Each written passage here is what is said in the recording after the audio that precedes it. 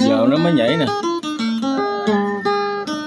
Anh đừng dòm điện thoại gì cho nó tự nhiên, dòm vô nó khác được, coi như đợi mình.